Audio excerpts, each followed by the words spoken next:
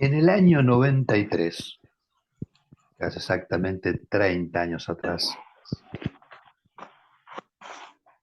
en el Hospital de Niños de la Ciudad de Buenos Aires, el doctor Fukelman comentaba que los padres para los hijos son un nexo Mm. con algo que trasciende a los padres. Fíjense qué interesante pensar eso, ¿no? Que pensar a los padres como una articulación.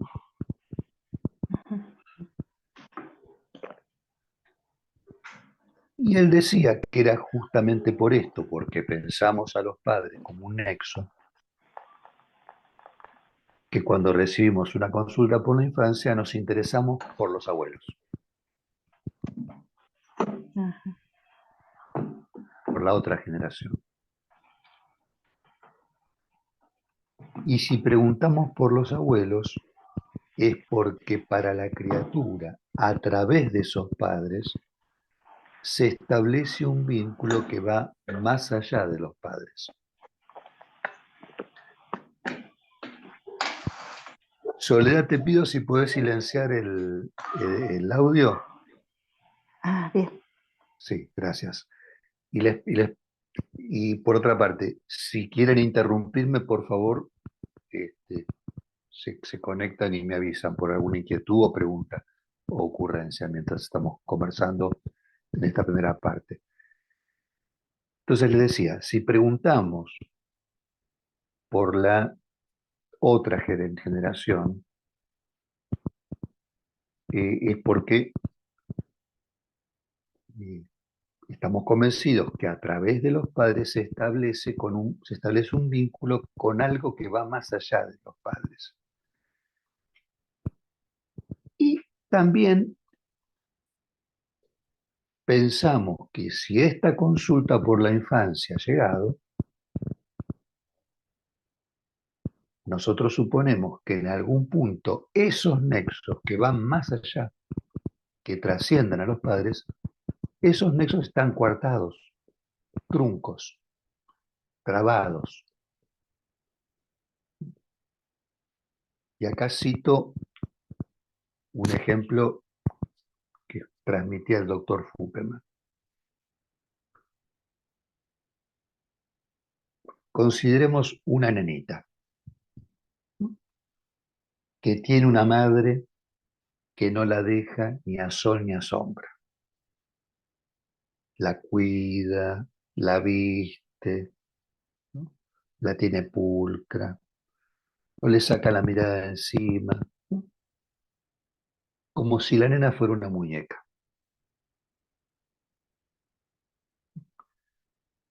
Resulta que llega un día en que esta nenita tiene 8 años y los padres preocupados llegan a ustedes para comentarles que la nena no se hace amiguitas en el colegio, que quiere estar siempre con la madre. ¿Qué es lo que nosotros podemos suponer allí? Bueno, justamente que este nexo con el más allá de los padres está obstruido y estando ese nexo obstruido, la nena ha quedado desprotegida.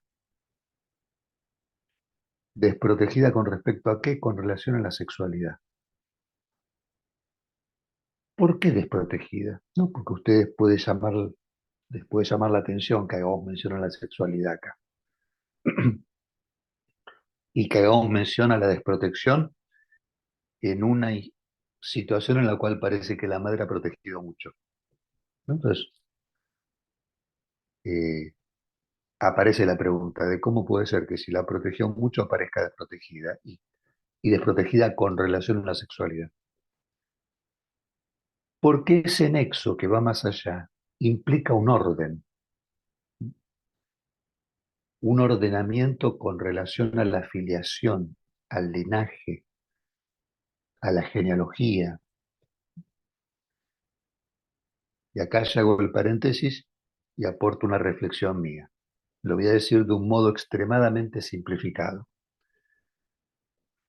que la hipotética mamá no se haya preguntado ella misma qué quiere decir para su deseo y satisfacción que no le haya podido quitar la mirada a la hija, implica que esa mamá, ella misma, está tomada en una dimensión frente a la cual no puede dejar de hacer lo que hace, ¿no? Que es no dejar de mirar a la nena. Y en esa impotencia no media el plano de la palabra para esta mamá. Si ese plano de la palabra está afectado, lo que está afectado es un querer decir. Entonces asumimos que lo que está acentuado ahí es el campo escópico, en una realidad que es como un espejo en el cual la mamá no imagina que las cosas puedan ser de otro modo, que no imagina otra realidad posible donde ella pueda verse, no dejando de mirar a la nena. Y si ustedes quisieran ahondar esa consideración, pensarán que esa mamá, en su fantasía, en la fantasía de la madre, está siendo mirada desde un lugar que no le permite correrse de ahí. Ella misma siendo mirada por una mirada eh, de la cual no puede sustraerse, ¿no? Fíjense cómo se replica algo de lo que la mamá está ahí gestionando con la nena. Entonces, para esta supuesta mamá se tratará de demandas imperativos, de demandas no reconocidas como tales, que se traducen en qué? En que la nena queda situada en este plano en el cual para la mamá, sin reconocerlo, se satisface algo. No es que se satisfaga la mamá, que se satisface una demanda de la cual la mamá está siendo objeto y que se traduce en esta mostración, ¿no? Donde la nena aparece como sostén de una satisfacción en la mamá, satisfacción no reconocida. Lo cual, tal como nos comenta Fukema, si ocurre así, supone algo excesivo para la nena, una suerte de desprotección,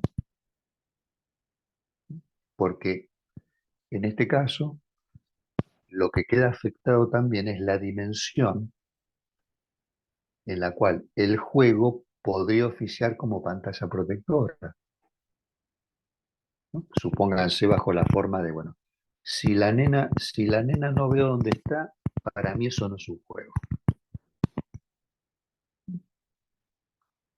Si la nena de repente desaparece de la mirada, no es un juego. Eh, y acá aparece una consideración muy interesante, porque ustedes habrán escuchado muchas veces decir, no, claro, estas nenas o estos nenes que no paran, ¿no? Que no obedecen las consignas, que son, bueno, imparables.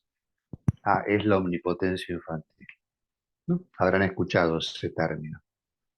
Bueno, en realidad la omnipotencia infantil no es otra cosa que la otra cara del desamparo.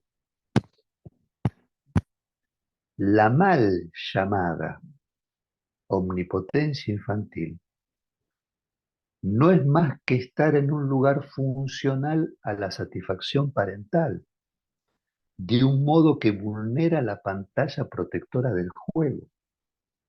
Claro, si es una satisfacción parental no reconocida por el mamá o por el papá como tal, porque toca una problemática inconsciente de ellos, aparece el nene o la nena incontrolable, no se la puede parar, no se sabe qué significa eso, ¿no? Aparece algo irruptivo, intrusivo. Entonces, es la omnipotencia infantil. No, minga.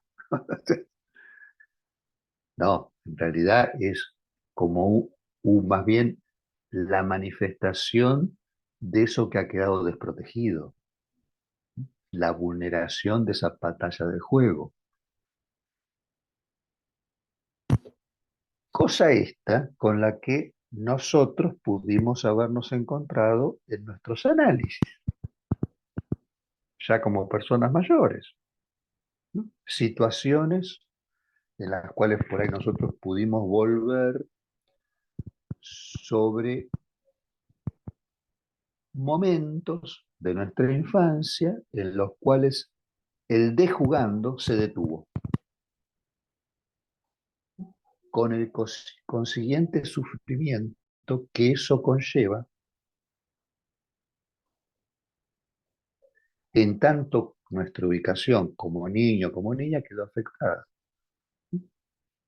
lo cual sigue teniendo incidencia en nuestra vida adulta. Estoy seguro que si yo les preguntara a ustedes si tienen algún recuerdo en el cual se les hizo evidente un sufrimiento a ustedes a los 7, 8, 9 años, vamos a estar de acuerdo que esa evocación los conecta con un momento en el cual el de jugando se detuvo, bajo distintas formas, ¿sí? Y ocasionó un padecimiento. En el ejemplo que yo les daba de la mamá y la hijita muñeca, ¿no? Fíjense qué interesante, porque si en el mejor de los casos ocurre que esa mamá llega a consulta con ustedes y se pone a hablar, les posibilita que hable, ya al tomar la palabra por parte de la mamá, implica no lo que le sucede a la nena de sus sueños, sino lo que cuenta sobre lo que le sucede con la nena de sus sueños. Ya ahí hay una modulación al tomar la palabra. Incluso les diría una pérdida también. ¿Por qué? Cuando hablamos perdemos. Y al contarlo, al hablar con ustedes, esta mujer puede comenzar a decir, voy a simplificar. Bueno, porque cuando yo era chiquita, ustedes le dicen, pero a ver, cuénteme usted, cuando tenía la edad de su hija, ¿qué?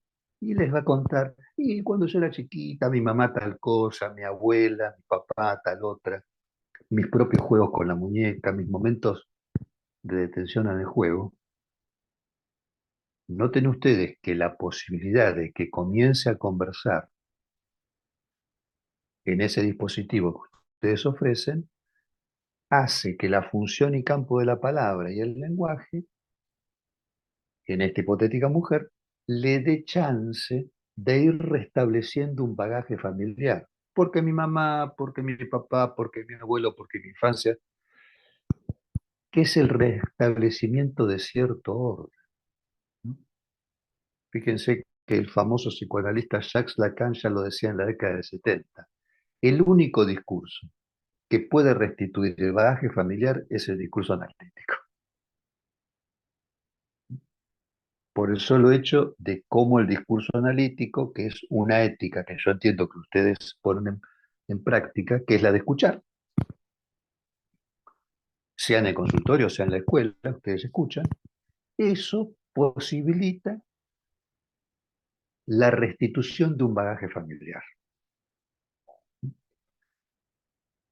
Entonces, si eso ocurre,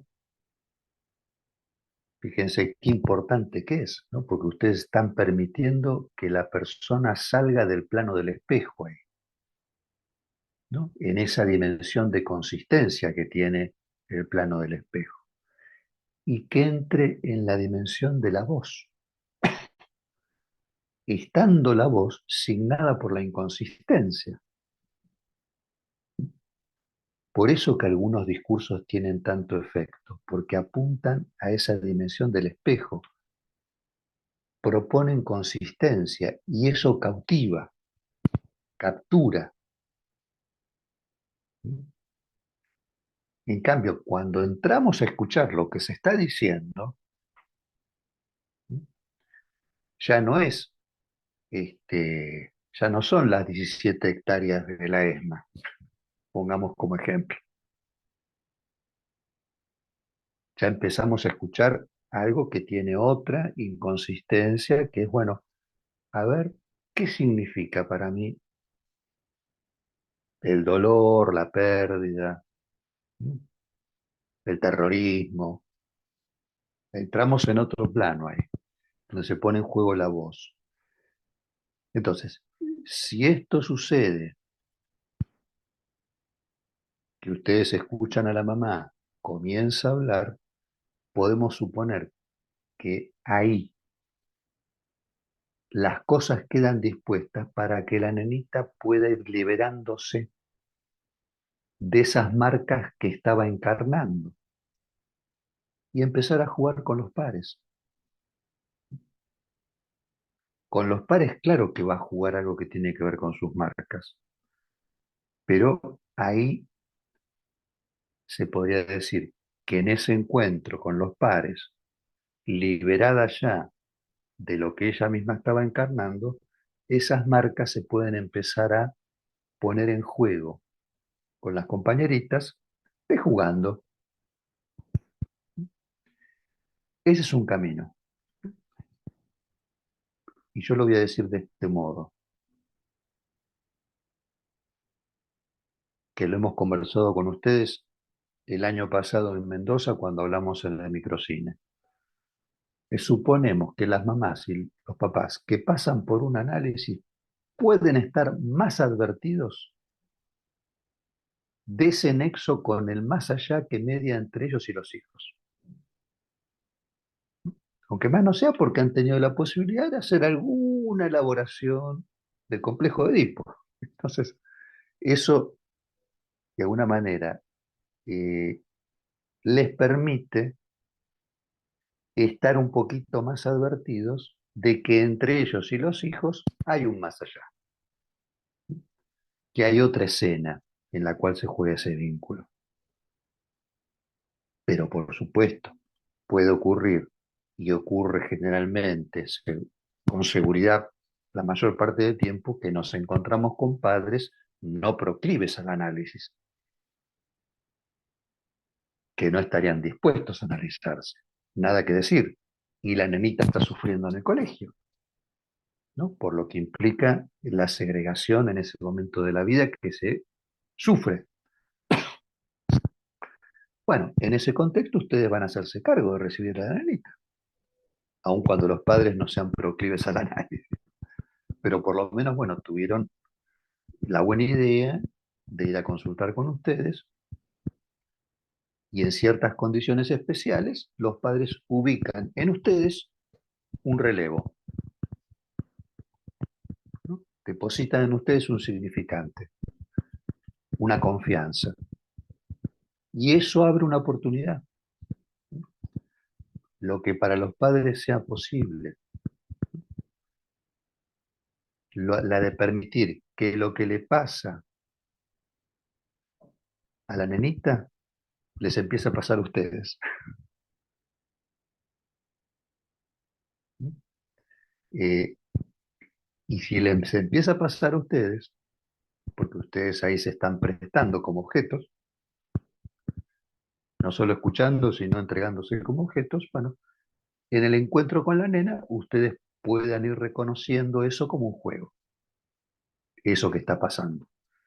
Y al reconocerlo como un juego, se vaya armando una escena en la cual haya historias, personajes, objetos, ¿no? Es decir, la segregación pasa a ser un juego en el que se van ordenando las cosas. Y eso posibilita que en algún momento la nenita les diga a ustedes, me voy a jugar con mis amiguitas porque me resulta más cómodo que encontrarme con esta señora. Bueno, muy bien. Ese movimiento va a tener efectos en los padres. Y seguramente es de la experiencia de ustedes que cuando algo empieza a movilizarse en la consulta con la criatura, se empiezan a corroborar efectos en el entorno. ¿Pero por qué? No porque ustedes les hayan dicho a los padres cómo hay que ser para ser mejores padres, ¿no? Porque más allá de las buenas intenciones con las que podemos dar alguna indicación, a veces ir por el lado de los padres es ir por el lado de la mayor resistencia, porque justamente están involucrados por su problemática inconsciente. Entonces, ¿por qué se podrían producir efectos si ustedes no lograron convencer a los padres de tal o cual cosa? Porque en el plano del juego que ustedes fueron armando con la criatura, han permitido que la criatura se suelte de esas marcas, las marcas las suelten, ¿no? A la nena o al nene, esas marcas que atañen a alguna satisfacción parental no reconocida, y eso suponga que los papás se las tengan que ver de otro modo con eso que les atañe. Entonces, no les extrañe que en alguna consulta, donde se han dado estas condiciones especiales que yo decía inicialmente, ¿no? Los papás depositaron en ustedes un significante, una confianza, un prestigio también, y de repente ustedes empiezan a corroborar efectos en el entorno familiar. Por ahí los padres se separan, o empiezan una terapia ellos, o cambian de trabajo, ¿sí? Pero notan algún cambio. Esta es la propuesta, podría decir, como uno de los ejes de la propuesta de Fukkerman, ¿no? Que parece de algún modo tan insólita, y es el pensar que la labor de ustedes con las criaturas es la que construye a los padres. O sea, la construcción de los padres se da en el encuentro de ustedes con las criaturas, a través del juego, y eso provoca ciertos efectos. Bueno,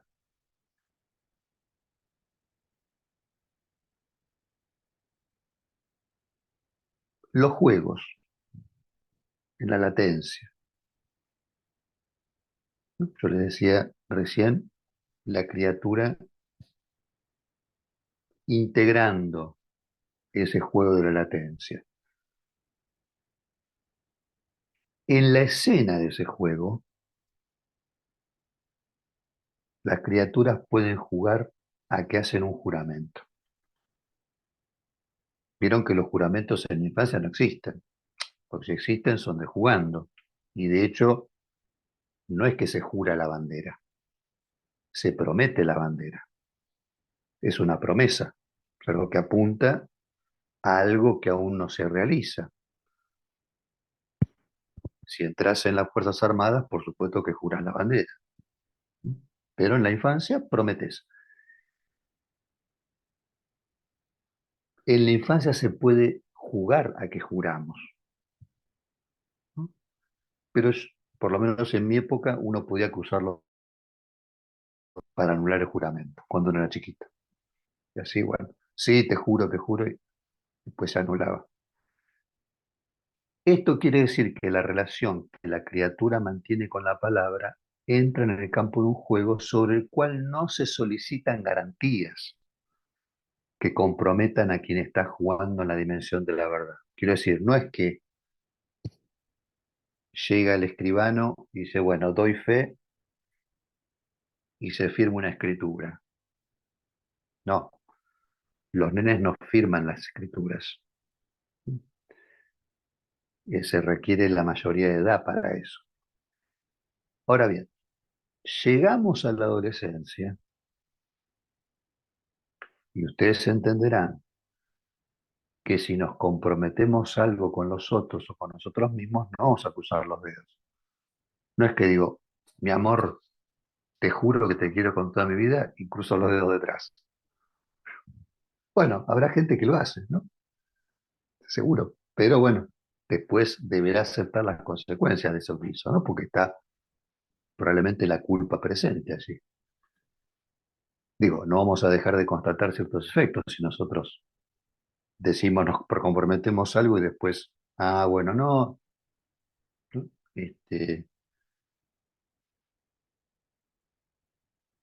Mire, yo juré la bandera. Hubo una situación bélica y, y deserté. No, pero escúcheme, ¿usted juró la bandera que iba a defender a la patria? No, pero eso eran palabras. Las palabras se las lleva el viento. No, ahí eso tiene consecuencias, ese juramento. Y yo les hablaba de la culpa y cómo eso está vinculado a la sexualidad, ¿no? Fuckerman, fíjense que ya hace 20 años atrás, ¿no? Cuando todavía los dispositivos estaban recién comenzando, eh, todavía no circulaban, por supuesto, las imágenes como circulan ahora, pero comentaba que él había escuchado, le habían llegado seguramente de alguna supervisión, relatos de chicas o chicos que se involucraban en situaciones sexuales como si eso no tuviera ninguna trascendencia. Suponete, si me ayudas con la prueba te hago una felación, me ayudas con el examen te la chupo. Él decía, como si eso fuera banal, como si... Y él decía, ahora, si ese joven o esa joven llegan a análisis y comentan esto, no va a dejar de estar involucrada la culpa allí. No desde el punto de vista moral, ¿eh? Quiero decir, la culpa en tanto nosotros respecto a la sexualidad no somos inocentes. Y no es un acontecimiento más o menos, chupársela a alguien o coger o lo que fuera. Es algo que tiene su incidencia en cada uno de nosotros, de nosotras, eh, porque hay que decirlo de este modo. De la sexualidad podemos hablar, como hablamos acá, y es menester que lo hagamos. Es importante que lo hagamos acá. Ahora, después, ¿qué representa la sexualidad para cada uno de los que estamos aquí presentes? Ahí ya es difícil pensar que podemos instituir un saber. Y como no podemos instituir un saber, ahí estamos agarrados, de un modo que nos conecta con, bueno, justamente con algo que atañe a la culpa inconsciente. Eh, Quiero decir, a pensar que la culpa tiene una incidencia en nuestras vidas. Y a partir de la adolescencia, que es el momento en el cual uno empieza a hacer castillos en el aire,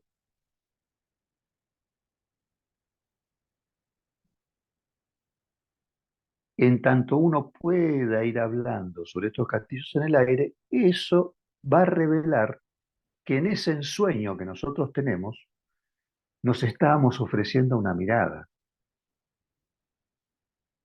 En la fantasía estamos ofrecidos a una mirada. Y esa mirada, y esto es lo que aporta también la transmisión Fukelmaniana, y es muy interesante tenerlo en cuenta, y les pido justamente que reparen en esto porque es muy interesante y yo entiendo que muy importante para nuestra práctica clínica. Después de la adolescencia aparece este campo de la fantasía. Ya no es de jugando la fantasía. Es una fantasía que involucra la verdad. En esa fantasía nosotros podemos ir descubriendo cómo la persona que fantasea, en esa fantasía se está ofreciendo una mirada. Está siendo mirada desde un lugar. Y desde ese lugar que está siendo mirada aparece la fantasía. Esa mirada, desde la cual uno es mirado, tiene una vinculación con los personajes provenientes justamente de los sueños de la niñez, de la latencia, de la infancia. Y por eso que es interesante cuando ustedes conversan con alguna persona ya mayor, indagar, ¿no?, sobre estas cuestiones de los juegos de la latencia, las ensoñaciones de la infancia, porque seguramente eso está en la base de lo que luego son las fantasías de la vida adulta.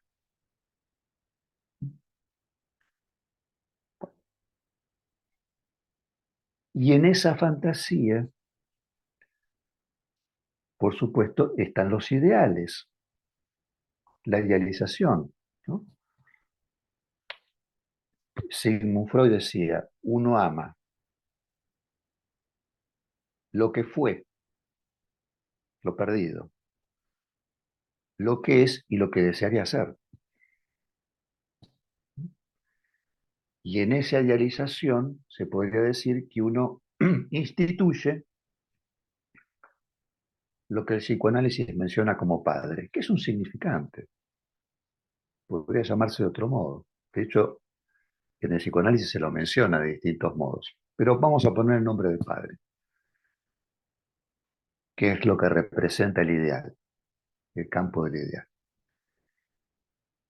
Fuckelman comentaba en alguna de sus ponencias sobre una novela que se llama El hombre sin atributos, de un tal Robert Musil. Y comentaba sobre esta novela porque había una pequeña escena que le había parecido muy bien escrita y muy aleccionadora respecto a cómo se mantiene el campo de los ideales, ideales desde los cuales uno es mirado, ¿no? Y uno sin querer está respondiendo a esa mirada idealizada. Bueno, el pasaje de la novela es así, es un poquito perturbador, le diré, ¿eh? Porque es sobre un padre que está de vacaciones con su hija adolescente y una amiga de la hija. El padre toma de amante a la amiga de la hija, adolescente. Y las vacaciones transcurren así, hasta que la amiga de la hija se marcha. Entonces quedan en el lugar de vacaciones la hija jovencita con el padre. Padre que no está tan contento como estaba antes porque se fue la amiga de la hija. Y una noche entra en el dormitorio de su hija y se acuesta al lado de ella. La hija en la novela le está comentando esta escena a alguien. Entonces, casi textualmente dice, mi padre, dice, sí, vino, se acostó al lado mío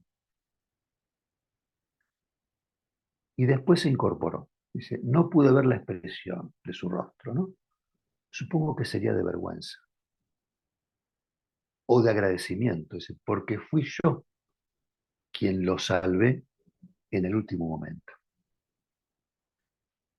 Dice la chica, date cuenta que él ya es un hombre de edad, dice, y yo, una muchacha débil, pero con fuerza suficiente para rechazar. Y acá viene la frase que es muy curiosa en este pasaje, que es, debe haberle parecido extraordinario a mi padre, porque al despedirse me apretó la mano muy tiernamente y con la otra me acarició la cabeza 2 veces. Pues fíjense, acá Fukeman comentaba este pasaje porque en la muchacha se vislumbra una dedicatoria a una mirada justamente vinculada con la función paterna. Así, qué orgulloso debe estar mi padre, que lo rechacé en esa instancia tan complicada, compleja, pero Fukeman decía, ahí se constata que la fusión paterna está operando. incluso operando aún de este modo que trasciende, pongámosle, al patético personaje de intenciones presuntamente incestuosas ahí, que no se realizan. Pero sin embargo, la función paterna sigue operando ahí. Y aparece algo interesante acá, para traer a colación, que es el tema del orgullo. Porque fíjense que el orgullo puede anidar en los recuerdos encubridores que los pacientes, las pacientes transmiten. Y en esos recuerdos encubridores, lo que ustedes escuchen como maltrato, como humillación, recibidos por parte de un mayor en la infancia. Comento un ejemplo. Un señor en análisis se queja del maltrato que el padre le propinaba cuando él era chiquito. El padre lo humillaba, lo avergonzaba, lo maltrataba. Y supongamos que en el contexto de tratamiento ese sea un leitmotiv. Y no, y mi padre. Ahora bien, escuchando el relato de ese señor, nosotros podemos suponer que si un padre maltrata a un hijo chiquito de ese modo, ese padre se estaba tomando muy en serio las cuestiones del chiquito. Lo estaba afectando, de tal modo que se manifestaba este maltrato. Por qué habría que maltratar a una criatura así? ¿Qué, eh, qué resorte, qué fibra sensible nos toca hasta tal punto para llegar a maltratarlo? Pero ojo, porque acá este chico, después ya siendo grande, en análisis puede quejarse, pero ¿cómo mi papá me maltrataba así? Pero atención, porque ahí puede haber un orgullo escondido. Y es, yo tenía 6 años y ya mi papá se peleaba conmigo como si yo fuera un señor grande. Ojo, ojo, porque entonces la historia de humillación, de maltrato, no es más que la metáfora de algo que atañe al orgullo. Mi papá me tomaba como un grande, ¿no? Y yo me la bancaba. Entonces, ahí también descubrimos la fantasía de algo en la vida adulta que encubre una mirada de la cual es mirada esta persona y que seguramente está en la base de muchos impedimentos. Porque en este recuerdo, fíjense en este recuerdo encubridor, la distancia simbólica entre chico y grande queda anulada, aunque esa anulación incluso sea bajo la forma de la humillación y el maltrato. Pero hay una anulación de la distancia ahí. Entonces, nosotros podemos considerar que esa ubicación que tiende a la paridad, a a la simetría, implica que el chico queda situado como pudiendo producir efectos en el padre, en lo real, ¿no? Como teniendo la posibilidad de hacerle algo al padre, ¿no? Y vieron que esto forma parte de los cuentos también, ¿no? Que un nene juegue a que viene un príncipe pequeño y agarra a un rey gigante y lo hace volar por los aires, ¿no? Es la historia bíblica de David y Goliat, de algún modo.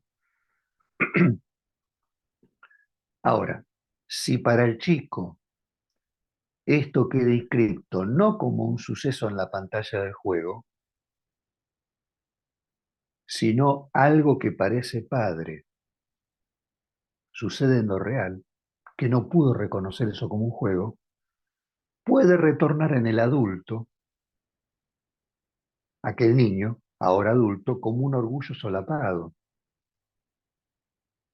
Orgullo que no es más que quedar fijado como objeto ante una mirada fantasmática, con los problemas que eso conlleva.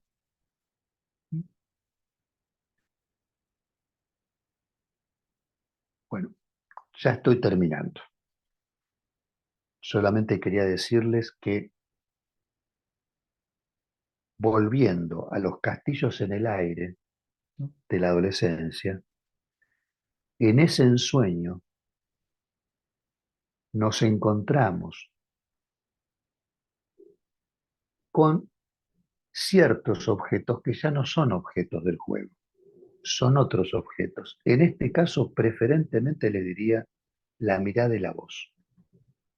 Cuando el muchacho o la muchacha ensueñan, fantasean, en dicha ensoñación está incluida su imagen. Una imagen ofrecida a una mirada. Ahora bien, eso ya no es de jugando. Estos personajes y objetos del ensueño ya están incluidos en un campo de la palabra, ¿no? Un campo de la palabra en el cual, como les decía hace un momento, ya no es posible cruzar los dedos detrás cuando se jura. Esto no deja de tener consecuencias.